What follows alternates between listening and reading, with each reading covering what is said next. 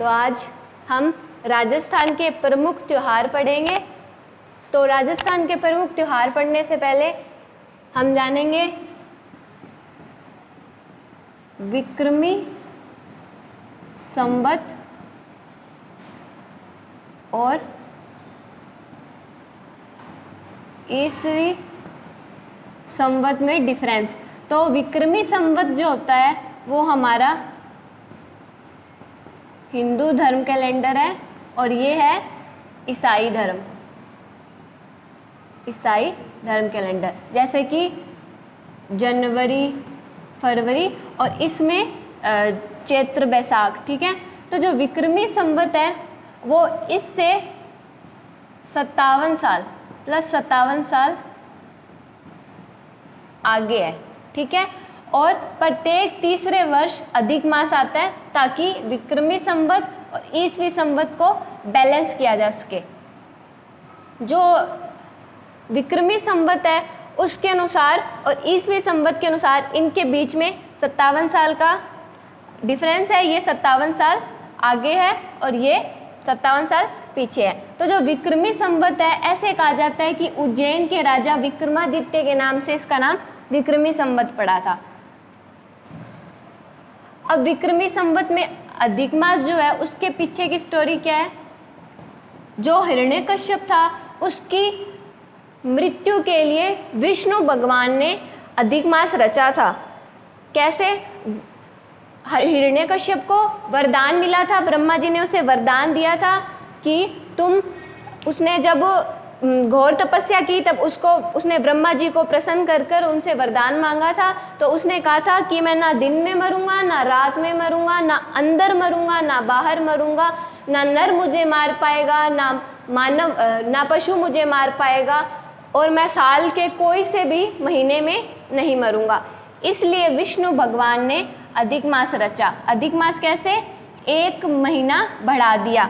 तो अधिक मास में उन्होंने बीच के समय में उसे मारा था, घर की दहलीज पर उसे मारा था और अपने नाखूनों से चीर दिया था। इसके बाद विक्रमी संवत के महीने पढ़ेंगे।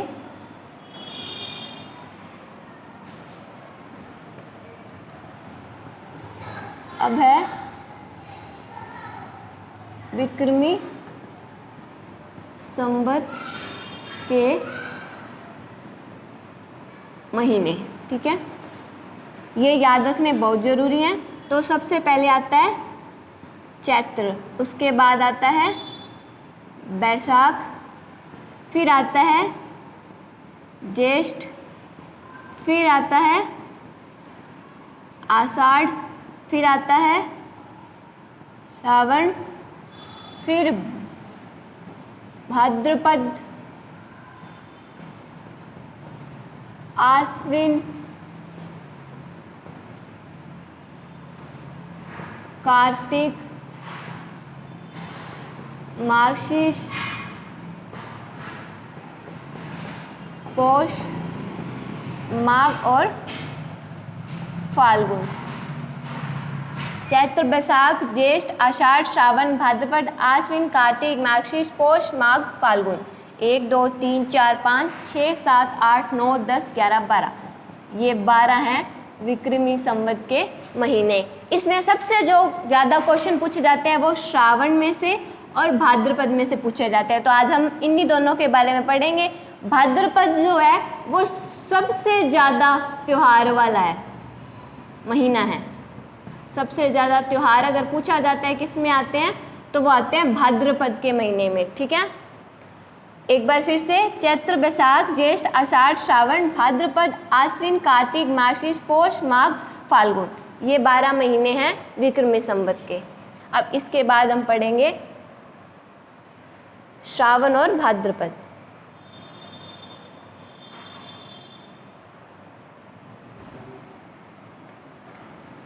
अब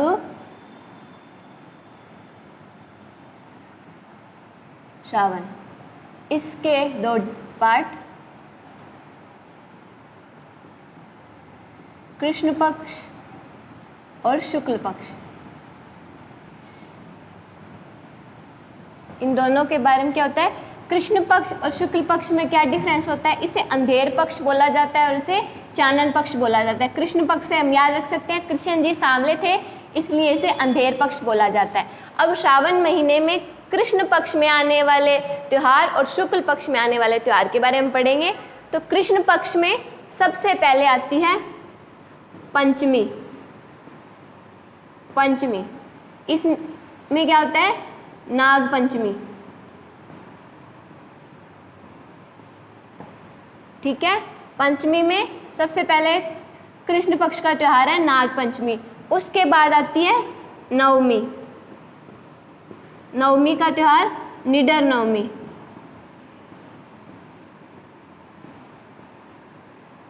निडर नवमी, इस दिन नेवले की पूजा की जाती है। नेवले की पूजा की जाती है। एक बार मैं मिटा देती हूँ। नेवले की पूजा की जाती है। ठीक है, उसके बाद है अमावस्या। कौन सी अमावस्या आएगी? हरियाली अमावस्या। हरियाली अमावस्या। ठीक है, इसमें 3 जगह मेले लगते हैं। एक तो लगता है अजमेर में, एक लगता है उदयपुर में और एक लगता है श्री गंगानगर में। तो इन मेलों के बारे में पता होना चाहिए कि इन मेलों के नाम क्या है। तो अब इन मेलों के नाम लिख लेते हैं। तो जो अजमेर में लगता है उसे कल्प वृक्ष मेला कहते हैं। क्या कहते हैं? कल्प वृक्ष मेला। उदयपुर में जो लगता है उसे कहते हैं फतेह सागर झील मेला। फतेह सागर झील मेला। ठीक है, कल्प वृक्ष मेला कहाँ होता है? अजमेर में लगता है। फतेह सागर झील मेला उदयपुर में। और श्री गंगानगर में कौन सा मेला लगता है? बूढ़ा जोहड़ मेला। कौन सा? बूढ़ा जोहड़ मेला। ठीक है, अजमेर, उदयपुर और श्री गंगानगर में हरियाली अमावस्या पे मेला लगता है। कल्पवृक्ष मेला अजमेर, फतेह सागर झील मेला उदयपुर और श्री गंगानगर में बूढ़ा जोहड़ मेला। अब ये तो हो गए कृष्ण पक्ष के। अब हम पढ़ेंगे शुक्ल पक्ष में कौन कौन से त्योहार आते हैं।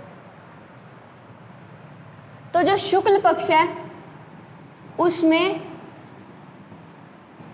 सबसे प्रमुख त्योहार आता है हिंदू धर्म का, जो कि प्रकृति प्रेम का त्योहार है,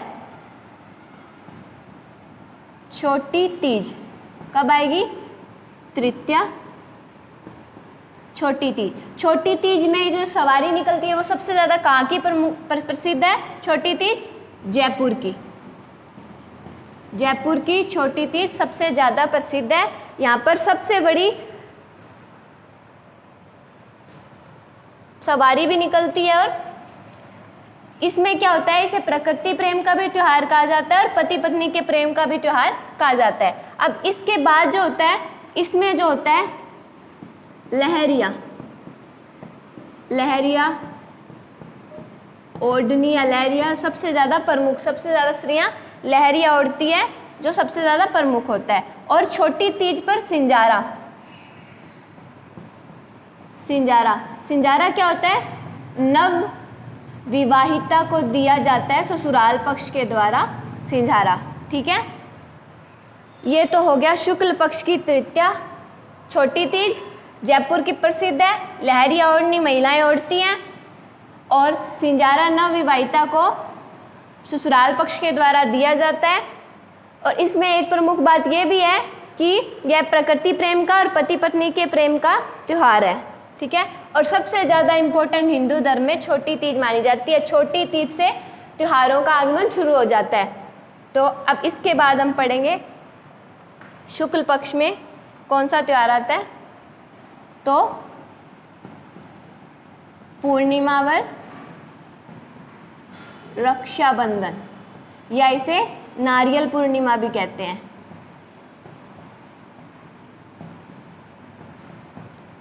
रक्षाबंधन, नारियल पूर्णिमा, एक नाम और इसका है राखी पुण्य, रख पुण्य या राखी पुण्य, ठीक है। ये ज़्यादातर नहीं आता, ये दो नाम इसके रक्षाबंधन और नारियल पूर्णिमा पूछे जाते हैं। नारियल पूर्णिमा क्यों? क्योंकि हिंदू धर्म के अनुसार भाई के हाथ में नारियल देकर उसे राखी बांधी जाती है, इसलिए इसे नारियल पूर्णिमा भी कहते हैं। ये तो हो गए शुक्ल पक्ष के, और वो थे कृष्ण पक्ष के। कृष्ण पक्ष में पंचमी, नवमी और अमावस्या, इसमें तृतीया और पूर्णिमा, ठीक है।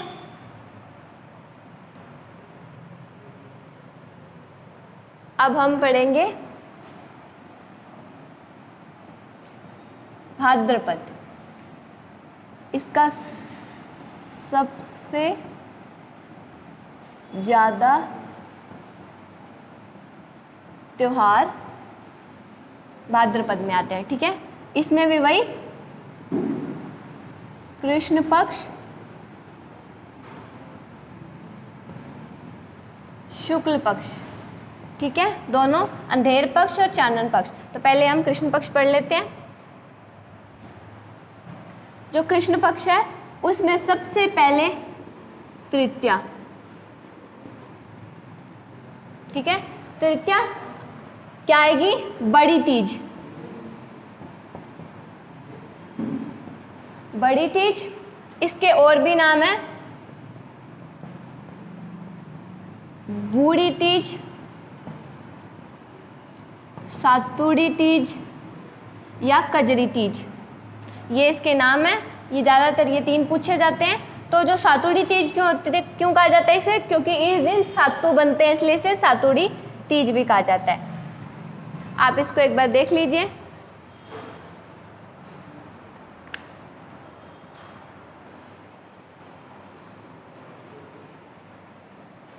अब इसकी जो सवारी है या सबसे ज़्यादा अच्छी ये कहाँ बनती है? तो बूंदी में। बूंदी की सवारी प्रसिद्ध है और बूंदी की सबसे ज़्यादा प्रसिद्ध है बड़ी तीज, ठीक है। अब इसके बाद आएगी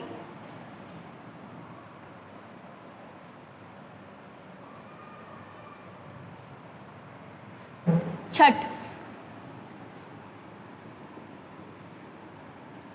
उसे बोलते हैं षष्ठी। छठ, इस दिन क्या होती है? बलराम जयंती। बलराम जयंती, इसका और नाम क्या है? हल छठ, और एक नाम है ऊब छठ। ऊब छठ, ठीक है। ऊब छठ, हल छठ। हल छठ क्यों कहा जाता है? क्योंकि बलराम जी का प्रिय था हल, तो इसलिए इसे हल छठ भी कहा जाता है। इस दिन क्या होता है? जो कुंवारी लड़कियां होती है वो अच्छे वर की प्राप्ति के लिए पूरा दिन खड़ी रहकर व्रत करती हैं। इसके बाद जन्माष्टमी। कृष्ण जन्माष्टमी, अष्टमी को होती है ये। इसके बारे में ज़्यादा पूछते नहीं क्योंकि सबको पता होता है। कृष्ण जन्माष्टमी, ठीक है। हल छठ, ऊब छठ, बलराम जयंती, ये तीन इसके नाम हैं। अष्टमी को क्या आती है? जन्माष्टमी, कृष्ण जन्माष्टमी जिसको बोलते हैं ये।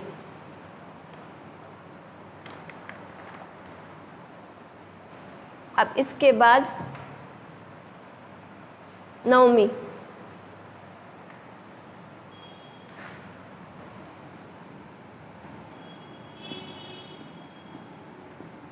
नवमी, गोगा नवमी।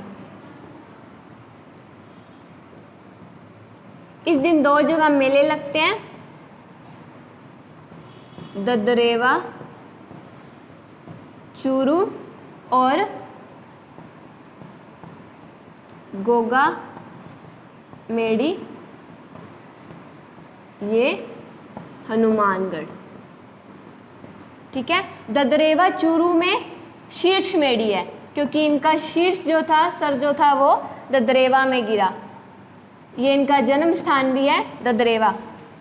और गोगामेड़ी में है धूरी मेड़ी, क्योंकि इनका धड़ गिरा था गोगामेड़ी में, धूरी मेड़ी है। शीर्षमेड़ी ददरेवा चूरू में है, गोगामेड़ी हनुमानगढ़ में क्या है, धरी मेड़ी। ठीक है, ये मेले हैं, यहाँ पर मेले लगते हैं, ददरेवा चूरू और गोगामेड़ी हनुमानगढ़। अब इसके बाद आती है बारस।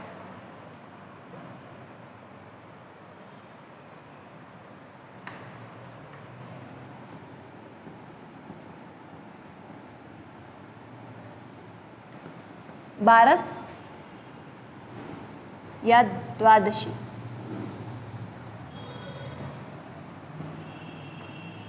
बारस के दिन क्या होता है, बछ बारस। बछ बारस, इस दिन बछड़े की पूजा की जाती है, बछड़े की पूजा की जाती है। और चाकू का यूज नहीं किया जाता, चाकू नहीं यूज किया जाता। मोटा अनाज बनाया जाता है। ऐसा क्यों? क्योंकि इसके पीछे की स्टोरी है कि एक राजा था जिसके राज्य में जब वह खाना खा रहा था तो किसी ने बच्चे की हत्या कर दी थी, क्योंकि उसके पास जो एक स्त्री थी उसके पास एक भैंस हुआ करती थी। उस भैंस को कोई नहीं पूछता था क्योंकि वो काली थी, तो बछड़ा जो था वो बहुत सुंदर था, तो उसने भैंस के कहने पे स्त्री ने बछड़े को मरवा दिया था। इसलिए आकाशवाणी हुई थी कि राजा तुम भोजन कैसे खा सकते हो जब तुम्हारे राज्य में एक बछड़ा मरा पड़ा है। तब उस राजा ने खाना पीना छोड़कर यह ऐलान किया कि आज के दिन यानी बारस के दिन बछड़े की पूजा की जाएगी, जिसे बछ बारस कहा गया। चाकू का यूज नहीं किया जाता क्योंकि उसे चाकू से काट दिया गया था। ये तो हो गई बारस।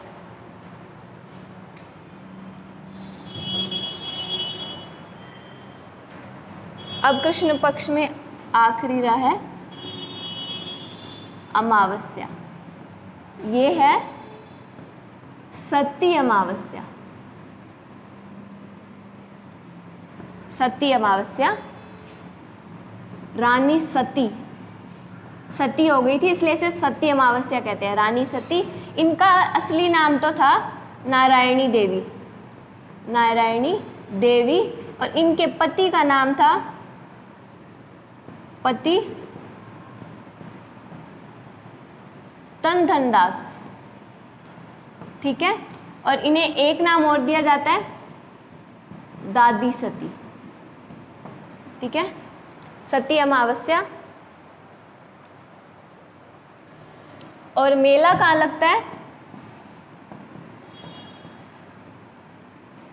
झुंझुनू में मेला लगता है, रानी सती मेला। ठीक है, सती अमावस्या कहते हैं, दादी सती अमावस्या भी से कहते हैं। ठीक है, ये नाम है। और ये इसके बारे में थोड़ी इंफॉर्मेशन है कि रानी सती का असली नाम क्या था, नारायणी देवी, पति का नाम था तनदन दास, इनके लिए ये सती हुई थी। मेला कहाँ लगता है? झुंझुनू में। ठीक है, ये तो हो गए भाद्रपद के कृष्ण पक्ष के त्योहार। अब हम पढ़ेंगे शुक्ल पक्ष के।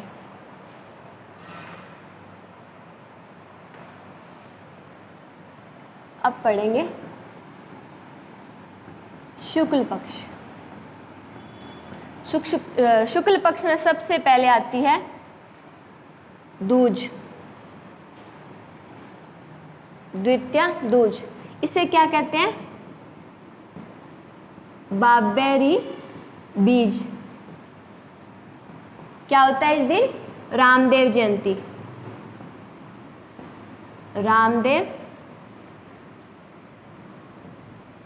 जयंती। ठीक है, बाबेरी बीज और रामदेव जयंती इसके नाम है। मेला कहाँ लगता है? सबको पता है, रुणीचा रामदेवरा।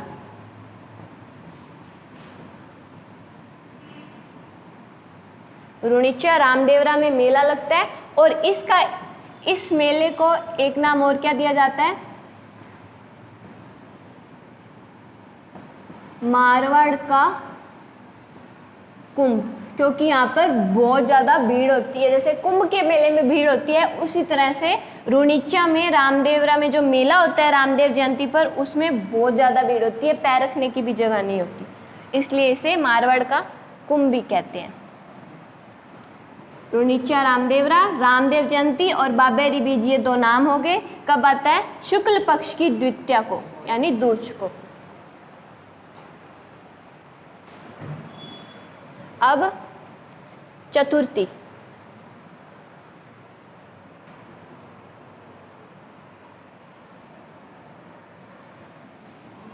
चतुर्थी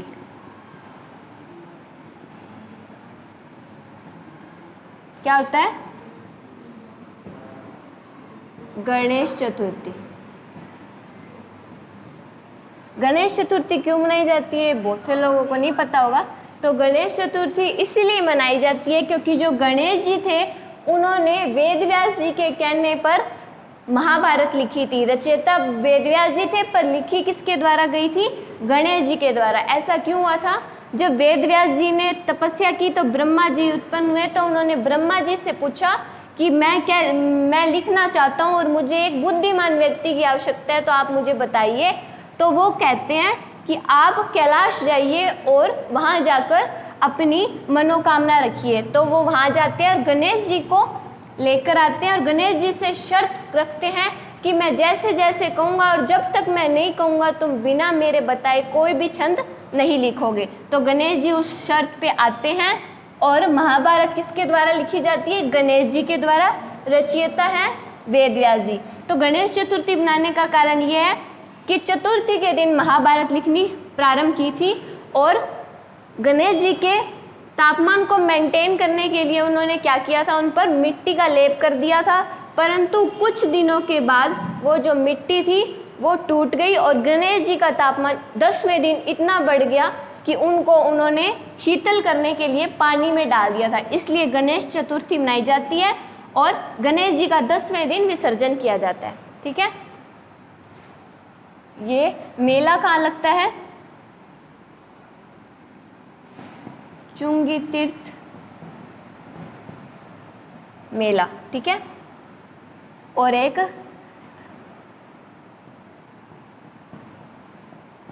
गणेश मेला, गणेश जी का जो मेला, एक तो पता ही है रणथंभौर में लगता है। ठीक है। और एक है चुंगी तीर्थ मेला जो लगता है जैसलमेर में। गणेश जी का एक मेला तो पता ही है रणथंभौर में लगता है, और जो दूसरा मेला है वो चुंगी तीर्थ मेला है जो कि कहाँ लगता है? जैसलमेर में। ठीक है। अब ये चतुर्थी हो गई। और ऐसे भी कहा जाता है कि गणेश जी ने महाभारत लिखी थी ना, तो वो अपने दांत को तोड़कर उस दांत से लिखी थी, क्योंकि जो शाही थी, कलम थी, वो बार बार टूट रही थी, इसलिए उनको गुस्सा आ गया और उन्होंने अपना दांत तोड़कर महाभारत लिखी थी। अब है पंचमी। पंचमी ऋषि पंचमी।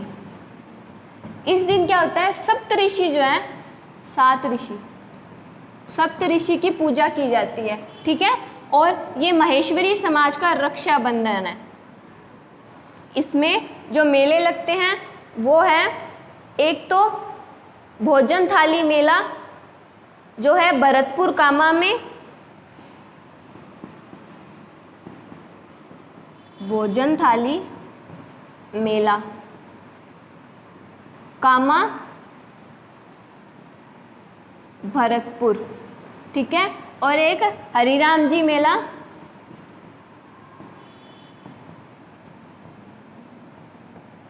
हरिराम जी मेला जो कि लगता है झोरड़ में, नागौर,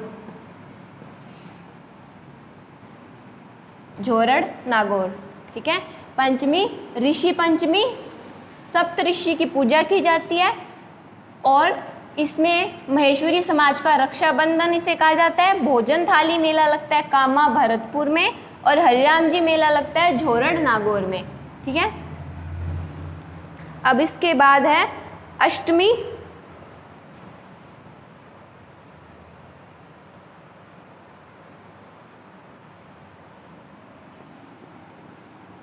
अष्टमी, इसे कहते हैं राधाष्टमी। ठीक है, राधा अष्टमी। इसमें जो निम्रक समुदाय वो जो थे, वो जो इस समुदाय के लोग हैं वो कृष्ण और राधा को पति पत्नी मानते हैं। निम्रक समुदाय के लोग कृष्ण राधा को पति पत्नी मानते हैं। और जो मेला लगता है राधाष्टमी का, वो लगता है अजमेर। कहाँ लगता है? अजमेर में मेला लगता है। ठीक है, निम्रक समुदाय के लोग राधा और कृष्ण को पति पत्नी के रूप में मानते हैं। उसके बाद आती है दशमी, तेजादशमी। दशमी, तेजादशमी। फिर आती है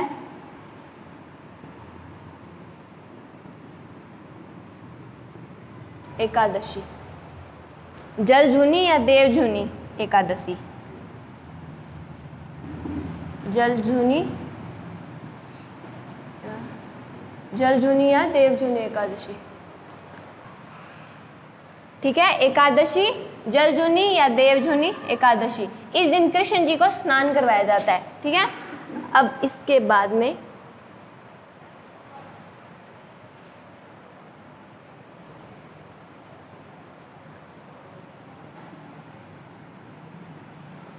चतुर्दशी।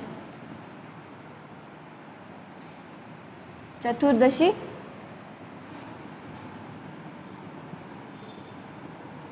इस दिन क्या हो जाता है? गणेश जी का विसर्जन किया जाता है। गणेश जी का विसर्जन किया जाता है। ठीक है, चतुर्दशी के दिन गणेश जी का विसर्जन किया जाता है। अब इसके बाद आती है पूर्णिमा। इस दिन से श्राद्ध प्रारंभ हो जाते हैं।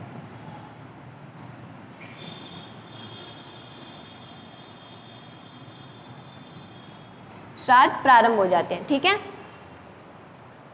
पूर्णिमा से श्राद्ध प्रारंभ, चतुर्दशी के दिन गणेश जी का विसर्जन किया जाता है। ठीक है, आज के लिए इतना ही। आप हमारे चैनल को सब्सक्राइब कीजिएगा, लाइक कीजिएगा और शेयर कीजिएगा। धन्यवाद।